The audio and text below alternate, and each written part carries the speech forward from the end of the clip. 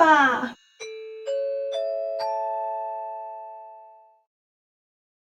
大家好，我是 DCDC 生发诊所黄瑜珍医师，今天要来分享巨量植发手术究竟可以带来多大的改变？做植发手术值得吗？今天我们就来一探究竟，这样就可以了吗？好简单哦。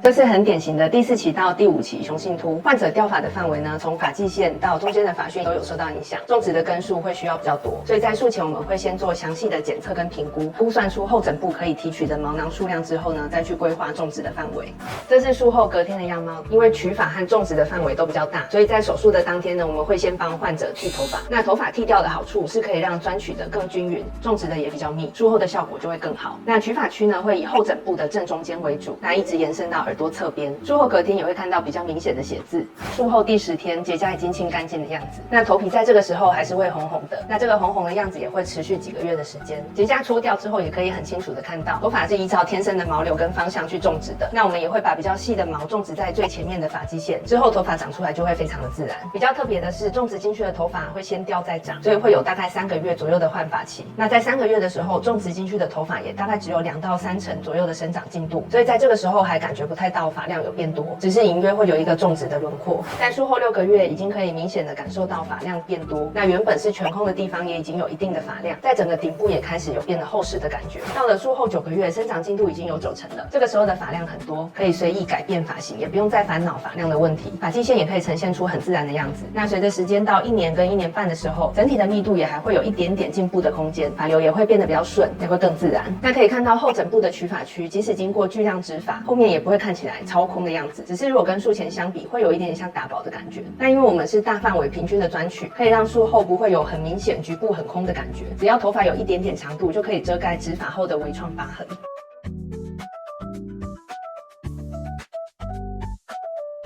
这个患者是比较严重的雄性秃第6期，我们在术前会很完整的和患者沟通，那我们会评估可以专取的毛囊数量，再来规划种植的范围，还有毛囊的分配。从术后的照片可以看得出来，靠前面的正面视觉区种植的密度是比较高的，那往后面越接近发旋，种植的就稍微比较分散。那这是因为毛囊的数量有限，我们必须要分配调整种植密度，才可以达到比较好的正面视觉改善。那同时也可以让术后整个发量是比较均匀的。那在术后第7天可以看到比较明显的结痂，结痂在术后第10到14天就可以在洗头的时候用指腹轻轻搓揉或洗掉。在术后3个月可以看到2到3成左右的生长进度，术后6个月可以看到5到6成的生长进度。到了术后9个月，种植进去的头发已经完美覆盖整个头顶了，只有剩下最后面的发旋还可以稍微看到一点点头皮，整个改变非常大。那患者本来都只能以绑头巾来做造型，术后却完全摆脱落发的困扰，脱胎换骨。那这样的转变真的会让人想要大喊：天哪，这不可能是同一个人吧？巨量植发是不是很神奇，可以带来这么大的改变？有同样困扰的发友可以到 DCDC 来找我，我会帮你规划最适合的治疗计划，帮你找回发量。我是 DCDC 生发诊所黄瑜珍医师，你想有发，我有办法。